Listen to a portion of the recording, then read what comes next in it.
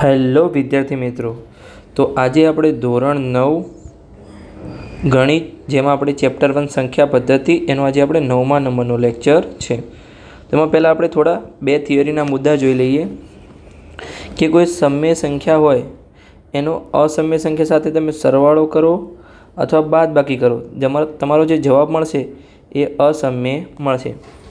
પછી કોઈ શૂન્યતર સમય સંખ્યા હોય એનો અસમય સંખ્યા સાથેનો ગુણાકાર કે ભાગાકાર અસમય સંખ્યા હોય છે. કેમ કે અહીંયા તમે શૂન્ય લેશો, શૂન્ય ભાગ્યા અહીંયા તમે વર્ગમૂળમાં 2 લો અસમય, તો તમારો જવાબ 0 મળશે. જે 0 એ સમય છે, અસમય બને નહીં. તેથી અહીંયા શૂન્યતર સમય સંખ્યા કીધું છે ગુણાકાર અને ભાગાકારમાં. હવે આપણે ઉદાહરણ, આ ચેપ્ટરમાં આપણે ઉદાહરણ 11, 12, 13 અને 14ની વાત કરવાના છીએ. તો તમે લેક્ચરમાં અંત સુધી જોડાયેલા રહો. ચલો હવે આપણે ઉદાહરણ 11થી ગણતરીની શરૂઆત કરીએ. તો ઉદાહરણ 11માં આપણને શું કીધું છે કે પહેલાં તો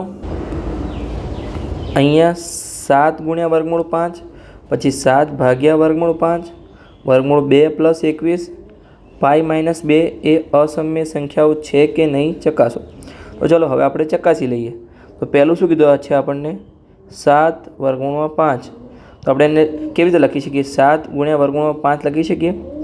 વર્ગમૂળ 5નો કોઈ સાદુરૂપ નીકળે કે કોઈ પ્રાકૃતિક સંખ્યા નીકળે? તો કે ના, તો કે 5 અસમય છે. હવે ગુણાકારમાં 7 છે, તો આખો જેનો જવાબ આવશે એ અસમય સંખ્યા બનશે. મેં તમને આગળ કીધું એવી રીતે. પછી બીજા નંબરે શું છે? 7 ભાગ્યા વર્ગમૂળમાં 5. તો અહીંયા ભાગાકારમાં છે તો તે પણ અસમય સંખ્યા બનશે, કેમ કે 7 એ શૂન્યતર સમય સંખ્યા છે. તેથી આપણો આન્સર બનશે અસમય. પછી ત્રીજા નંબરે વર્ગમૂળ 2 + 21. હવે એમાં વર્ગમૂળ 2 અસમય છે પ્લસ 21 સમય છે, પણ સરવાળામાં પણ મેં તમને કીધું જવાબ જે તમારો બને એ અસમય બને, આખા જે સંખ્યાઓનો. પછી શું છે ચોથા નંબરે? પાઈ - 2. હવે પાઈ કેવી સંખ્યા છે? અસમય સંખ્યા છે. મેં તમને આગળના લેક્ચરમાં કીધું હતું પાઈ એ અસમય સંખ્યા છે, પણ પાઈનું જે મૂલ્ય છે 3.14 અને 22/7 એ સમય છે બંને. કેમ સમય છે હવે હું તમને બતાવું છું. જો અહીંયા 22/7 એ p/q સ્વરૂપમાં લખી શકાય, તો કે હા, તો કે એ સમય સંખ્યા છે. અહીંયા 3.14 એ શાંત સંખ્યા છે, તો તે સમય સંખ્યા છે. આવી રીતે પાઈ એ પોતે અસમય છે પણ તેનું મૂલ્ય એ સમય સંખ્યા છે. મેં તમને આગળ કીધું તેવી રીતે. તો અહીંયા પાઈ અસમય છે, અસમયમાંથી 2 જશે, એટલે જે તમારું માઇનસમાં પણ જે તમારો આન્સર આવશે એ અસમય જ આવશે આખા સાદુરૂપનું. તો ચારેય સંખ્યા તમારી અસમય અહીંયા મળી ગઈ છે. તો હવે આપણે ઉદાહરણ 12ની વાત કરીએ. એની પહેલાં આપણે કેટલાક સૂત્રો જોઈ લઈએ. હવે અહીંયા સૂત્રો આપણે લખવાના છે. તો અહીંયા આપણે જોઈ લઈએ. અહીંયા જો વર્ગમૂળમાં એ બી હોય ગુણાકારમાં, તો આપણે એનો કેવી રીતે લખી શકીએ? અહીંયા પેન ચેન્જ કરી લઈએ, આપણે રેડ જ રાખીએ. આપણે અહીંયા વર્ગમૂળમાં એ ગુણ્યા વર્ગમૂળમાં આપણે બી લખી શકીએ.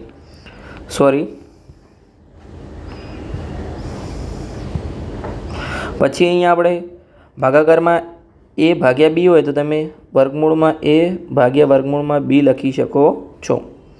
પછી અહીંયા એ પ્લસ બીનો વર્ગ હોય આખા બ્રેકેટનો, તમે a² + 2ab + b² લખી શકો છો. આપણે થોડું મોટું કરી લઈએ. હા. પછી અહીંયા a - બીનો બ્રેકેટનો વર્ગ હોય તો તમે શું લખી શકો? a² - 2ab + b². હવે અહીંયા a - b અને એના ગુણાકારમાં a + b તો તમે શું લખી શકો છો? a² - b² લખી શકો છો. પછી બે કૌંસનો ગુણાકાર હોય, કોઈ ચારે અલગ અલગ સંખ્યા હોય, તો તમે અહીંયા શું લખી શકો છો? જો અહીંયા એનો પહેલાં c સાથે ગુણાકાર થશે તો ac પ્લસ તમારે એનો તમે d સાથે ગુણાકાર કરશો, પહેલાં c સાથે પછી d સાથે, તો ad પ્લસ તમે અહીંયા બીનો પહેલાં c સાથે ગુણાકાર કરશો અને પછી d સાથે, તો કે bc અને bd. આ તમારા હતા સૂત્રોના જવાબ. હવે તમારી બુકમાં તમે 16 નંબરનું પેજ ખોલો, એમાં સૂત્રો આપેલા છે પણ તેમાં વર્ગમૂળની રીતે આપેલા છે. હું તમને સમજાવું છું કયા કયા સૂત્રો છે. જો અહીંયા બ્રેકેટ વર્ગમૂળમાં b, જો પહેલું સૂત્ર તો આ જ છે, તો કે હા. બીજું સૂત્ર આ જ છે. બીજા નંબરનું તમે 16મા નંબરના પેજ પર જે ઉદાહરણ 15ની ઉપર આપેલા છે. પછી એક આપેલું છે તમને ત્રીજા નંબરે વર્ગમૂળમાં a + વર્ગમૂળમાં b ગુણાકારમાં વર્ગમૂળમાં a માઇનસ બી. તો સૂત્ર કયું છે? એ સૂત્ર આ જ છે, જે આ 5મા નંબરનું છે એ જ. પણ અહીંયા એમને વર્ગમૂળ લગાવ્યું છે. અહીંયા એમને વર્ગમૂળ એનો વર્ગ કર્યો છે માઇનસ વર્ગમૂળ બીનો વર્ગ કર્યો છે. હવે ચોથા નંબરનું સૂત્ર તમે જોશો તેમાં શું લખેલું છે? a પ્લસ બી અને a માઇનસ બી. એમને જો આ જ સૂત્ર લખ્યું છે, એમાં પણ આ 5મા નંબરનું સૂત્ર છે. એનો વર્ગ કર્યો છે અને વર્ગમૂળ બીનો વર્ગ કર્યો છે. પછી એમને આ વર્ગમૂળ આપેલા છે, જે કૌંસનો ગુણાકાર કર્યો એ આપણે અહીંયા 6ઠ્ઠા નંબરે લખ્યું, એ સૂત્ર એમાં 5મા નંબરે છે. પછી એમને એક સૂત્ર આપ્યું છે વર્ગમૂળ a પ્લસ બી આખા બ્રેકેટનો વર્ગ. તેમને જે a ગુણ્યા 2 વર્ગમૂળમાં a બી પ્લસ બી લખ્યું છે 6ઠ્ઠા નંબરે, એ સૂત્ર આ જ છે. બુકવાળા ખાલી વર્ગમૂળ આપ્યો છે, મેં તમને વર્ગમૂળ સિવાય સમજાવ્યું છે. આ ખાલી તમારે સૂત્ર આવી રીતે યાદ રાખવાના છે, કેમ કે બુકની રીતે તમે યાદ રાખો તો તમે કન્ફ્યુઝ થશો. આવી રીતે યાદ રાખવાના છે. હવે આપણે આગળ તરફ વધીએ. આપણે જે પ્રશ્ન નંબર હતા, આગળ આપણે ઉદાહરણ 12થી આગળની ગણતરી કરીએ. તો ચલો આપણે ગણતરી કરીએ છીએ. તો આપણને અહીંયા શું કીધું છે કે 2 ગુણ્યા વર્ગમૂળમાં 2 પ્લસ 5 ગુણ્યા વર્ગમૂળમાં 3 જે આખી સંખ્યા છે એ અને વર્ગમૂળ 2 માઇનસ 3 ગુણ્યા વર્ગમૂળ 3નો સરવાળો કરો. ચલો હવે અહીંયા આપણે ગણતરી કરીએ છીએ. તો પહેલાં 2 ગુણ્યા વર્ગમૂળ 2 પ્લસ 5 ગુણ્યા વર્ગમૂળ 3 એનો સરવાળો કોના સાથે કરવાનો છે? આપણે વર્ગમૂળ 2 માઇનસ 3 વર્ગમૂળ 3. હવે આપણે શું કરીશું? અહીંયા સેમ વર્ગમૂળવાળા પદ હશે એનો સરવાળો થશે. અહીંયા વર્ગમૂળ 2 છે, અહીંયા વર્ગમૂળ 2 છે, તો આ બંનેનો સરવાળો થશે. અહીંયા આ પદનો અને આ પદનો સરવાળો થશે. તો હવે આપણે સરવાળો કરીએ તો કેવી રીતે સરવાળો થશે? અહીંયા આપણે 2 વર્ગમૂળ 2 પ્લસ વર્ગમૂળ 2 આપણે સેમ પદવાળાને બાજુમાં લાવી દઈએ. પછી 5 અહીંયા વર્ગમૂળમાં 3 માઇનસનું ચિહ્ન છે તો એમના એમ 3 માઇનસ વર્ગમૂળમાં 3. તો આ બંનેનો આપણે સરવાળો કરીશું અને આ બંનેનો સરવાળો કરીશું, પણ ત્યાં માઇનસનું ચિહ્ન છે. પછી શું થશે? અહીંયા તો આપણો આન્સર મળશે 3 વર્ગમૂળમાં 2 પ્લસનું ચિહ્ન એના એમ અહીંયા 2 વર્ગમૂળ 3, કેમ કે માઇનસ થયું છે. હવે આગળ તમારું ચાલશે. અહીંયા વર્ગમૂળ પ્લસનું ચિહ્ન છે તો અહીંયા પ્લસ થશે નહીં થાય, કેમ કે અહીંયા વર્ગમૂળ 2 છે અને અહીંયા વર્ગમૂળ 3 છે. તો અહીંયા આપણો ફાઇનલ આન્સર આવી ગયો છે તમારા પ્રશ્નનો. આ છે આપણો ફાઇનલ આન્સર. હવે આપણે ઉદાહરણ 13 તરફ આગળ વધીએ. ઉદાહરણ 13માં આપણને શું કીધું છે? તો આપણને 6 વર્ગમૂળ 5 અને 2 વર્ગમૂળ 5 સાથે ગુણાકાર કરો. ચલો આપણે ગુણાકાર કરીએ છીએ. 6 વર્ગમૂળ 5 ગુણ્યા 2 વર્ગમૂળ 5. હવે આપણે આગળ કીધું એવી રીતે ગુણાકાર હોય તો આપણે અહીંયા કૌંસમાં જતું રહેશે. કોઈ સંખ્યા હોય, ધારો કે વર્ગમૂળ 5 ગુણ્યા વર્ગમૂળ 5, તો એને આપણે કેવી રીતે લખી શકીએ?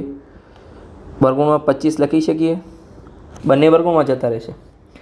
તો ચલો આપણે 6 ગુણ્યા 2 કેટલા થશે? આપણે ડાયરેક્ટ આન્સર જ લખી દઈએ. અહીંયા 12 અને અહીંયા વર્ગમૂળમાં 25 તમારા જશે.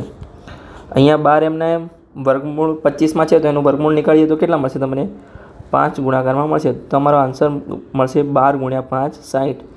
તમે બીજી રીતે પણ કરી શકો છો, હું તમને બતાવું છું. અહીંયા સાઈડમાં ઓવર કરીને તમે અહીંયા 6 વર્ગમૂળ 5 છે ગુણાકારમાં 2 વર્ગમૂળ 5 છે, એને તમે કેવી રીતે કરી શકો છો? અહીંયા તો અહીંયા 12 એમના એમ અહીંયા તમે જે વર્ગમૂળમાં 5 છે એનો તમે વર્ગ કરી શકો છો, એટલે વર્ગ અને વર્ગમૂળ નીકળી જશે. આપણને મળશે 12 ગુણ્યા 5. આપણો ફાઇનલ આન્સર મળશે 60. મળી ગયો. તો આપણો ફાઇનલ આન્સર છે આ ઉદાહરણ 13નો 60. ચલો હવે આપણે ઉદાહરણ 14 તરફ આગળ વધીએ. તો ઉદાહરણ 14માં આપણને શું આપેલું છે? 8 વર્ગમૂળ 5 અને 2 વર્ગમૂળ 3 વડે ભાગાકાર કરો. તો ચલો હવે આપણે ભાગાકાર કરીએ. તો 8 વર્ગમૂળ 15 ભાગ્યા 2 વર્ગમૂળ 3. અને આપણે હવે અહીંયા વર્ગમૂળ 15ને આપણે કેવી રીતે લખી શકીએ? 8 ગુણ્યા વર્ગમૂળમાં 5 ગુણ્યા 3 લખી શકીએ? તો કે હા. પછી અહીંયા 2 વર્ગમૂળ 3. હવે આપણે બંનેનું વર્ગમૂળ અલગ કરીએ તો કેવી રીતે લખી શકીએ? આપણે 8 ગુણ્યા વર્ગમૂળમાં 5 પછી ગુણ્યા વર્ગમૂળમાં 3 અને નીચે 2 ગુણ્યા વર્ગમૂળમાં 3. વર્ગમૂળ 3 ઉડી જશે. અહીંયા આપણે 8નો 2 વડે ભાગાકાર કરીશું તો 4 વચ્ચે આપણો ફાઇનલ આન્સર મળશે અહીંયા 4/5 આ છે આપણો ઉદાહરણ 14નો આપણો ફાઇનલ આન્સર. હવે આપણે ઉદાહરણ 15 તરફ આગળ વધીએ. અહીંયા મેં રકમ લખી નથી, તો અહીંયા આપણે ઉદાહરણ 15ની રકમ લખી દઈએ છીએ. વિડીયો પોઝ કરીને હું રકમ લખી દઉં છું. તો હવે મેં અહીંયા ઉદાહરણ 15ની રકમ લખી દીધી છે. તો આપણે વાંચીએ કે દાખલામાં શું કરવાનું છે. તો કે નીચેના પ્રશ્નોમાં સાદુરૂપ આપવાનું છે. મેં તમને જે સૂત્રો લખાયા એના પરથી અહીંયા સાદુરૂપ આપવાનું છે. તો ચલો હવે આપણે ચારે ચાર પ્રશ્નોનું આપણે સાદુરૂપ મેળવીએ. પહેલા પ્રશ્નમાં આપણને શું કીધું છે, તો કે 5 + √7 બ્રેકેટમાં 2 + √5. જો અહીંયા ચારે ચાર સંખ્યા અલગ છે તો આપણે જે પેલું સાદુરૂપ આપ્યું હતું છેલ્લે મેં તમને છેલ્લું સૂત્ર લખાવ્યું હતું એવી રીતે આપણે સાદુરૂપ આપવાનું છે. હું તમને અહીંયા બતાવું છું કેવી રીતે. તો અહીંયા જે આનો જે એ છે એનો આના સાથે ગુણાકાર થશે પહેલાં, પછી આના સાથે. આ બી છે એનો પહેલાં આના સાથે અને પછી આના સાથે ગુણાકાર થશે. તો આપણે આગળ ગુણાકાર કરીને લખીએ કે કેવી રીતે થશે. તો અહીંયા જો 5 × 2 કેટલા થશે, તો કે 10. આપણે ડાયરેક્ટ અહીંયા આન્સર લખીએ. પછી 5 × √5. પછી હવે √7નો ગુણાકાર થશે તો કેટલા થશે, 2 × √7. અને અહીંયા √7 × √5 તો કેટલા મળશે તમને, √35 તમારો આન્સર મળશે. તો આ છે આપણા પ્રશ્નનો ફાઇનલ આન્સર. આપણું સાદુરૂપ એક સ્ટેપમાં પૂરું થઈ ગયું. હવે આપણે બીજા નંબરના પ્રશ્ન તરફ જોઈએ. તો પ્રશ્ન નંબર 2. પ્રશ્ન નંબર 2ની રકમ શું છે આપણે જોઈએ તો અહીંયા 5 + √5 બ્રેકેટમાં 5 - √5. તો હવે આપણે જોઈ શકીએ છીએ કે આમાં શું આપેલું છે. જો a + b અને a - b આપેલું છે. તો મેં તમને સૂત્ર લખાવ્યું હતું, યાદ છે તમને? સૂત્ર યાદ હશે. a² - b² તમારો જવાબ આપશે. તો અહીંયા આપણે શું લખી શકીએ, પહેલાં આપણે પ્રશ્ન લખી દઈએ. તો કે 5 + √5 અને બ્રેકેટમાં 5 - √5. તો તમારી ગણતરી કેવી રીતે થશે અહીંયા, તો કે 5નો વર્ગ થશે અહીંયા, પછી -√5નો વર્ગ થશે. તો તમારો જવાબ શું મળશે અહીંયા, 25 - 5. તમારો ફાઇનલ આન્સર મળશે અહીંયા 20. આનું સાદુરૂપ અપાઈ ગયું છે. હવે આપણે પ્રશ્ન નંબર 3 જોઈએ. તો પ્રશ્ન નંબર 3માં શું કીધું છે, તો કે અહીંયા જો તમે √3 + 7નો વર્ગ. તો આ કેવું છે, આપણે જે સૂત્ર લખાયું તમને a + b આખા બ્રેકેટનો વર્ગ. તો તમે કેવી રીતે લખી શકો, આપણે એક પેજ એડ કરી લઈએ.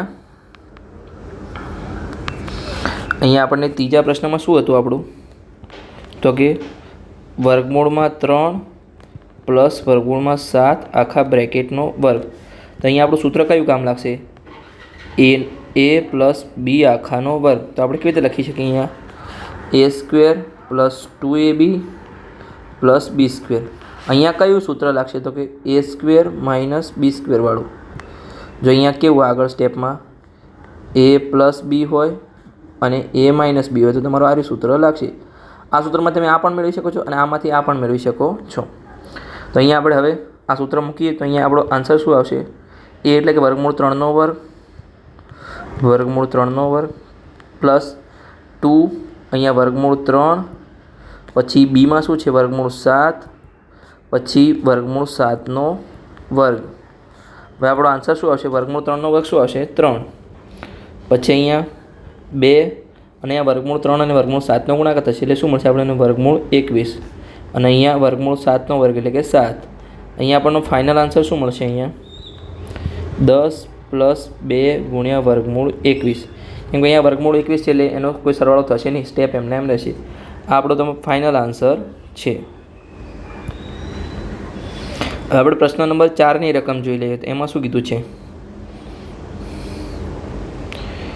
તો કે √11 - √7 બ્રેકેટમાં પછી બીજા બ્રેકેટમાં √11 + 7. તો અહીંયા a - b અને a + bનો ગુણાકાર છે. તો આપણું જે બીજા નંબરનો પ્રશ્ન હતો સેમ ટુ સેમ એવો ને એવો પ્રશ્ન છે અહીંયા, પણ અહીંયા માઇનસ પહેલાં લખ્યું છે. તો આપણે એમાં શું આવશે, a² - b² આપણો જવાબ આપણે આવશે. તો આપણે ગણતરી કરીને જવાબ મેળવી લઈએ. તો એને બધા સૂત્રો લખાયા જ છે, બધા જ પ્રશ્નો ઇઝી છે. તો આપણે ચોથા નંબરનો પ્રશ્નમાં શું હતું, √11 - √7નું બ્રેકેટ બીજા બ્રેકેટમાં વર્ગમૂળ 11 પ્લસ વર્ગમૂળમાં 7. તો અહીંયા શું મળશે? અહીંયા આપણને શું આપેલું છે? તો કંઈ સાઈડમાં લખવાનું આપણે a માઇનસ બી અને a પ્લસ બી. તો આપણો જવાબ શું મળશે? a square minus B square. તો અહીંયા આપણે શું લખી શકીએ?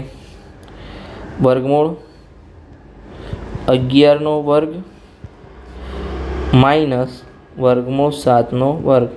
આ તમારે માઇનસ પ્લસ ચિહ્નો બરાબર યાદ રાખવાના, કેમ કે એમાં બહુ ભૂલ થાય છે વિદ્યાર્થીઓને. તો વર્ગમૂળ 11નો વર્ગ 11 માઇનસ 7, તો તમારો ફાઇનલ આન્સર મળશે 4. આની જ સાથે આપણો લેક્ચર અહીંયા પૂર્ણ થાય છે. આપણે જે છેદનું સમીકરણ છે હવે આગળના લેક્ચરમાં આપણે ગણાવીશું 10મા નંબરના લેક્ચરમાં. તો તમને લેક્ચર સારા લાગતા હોય તો તમે ચેનલને સબસ્ક્રાઈબ કરી શકો છો અને વિડીયોને તમારા મિત્રો સાથે શેર પણ કરી શકો છો. મળીએ આપણે આગળના લેક્ચરમાં આગળના ટૉપિક સાથે.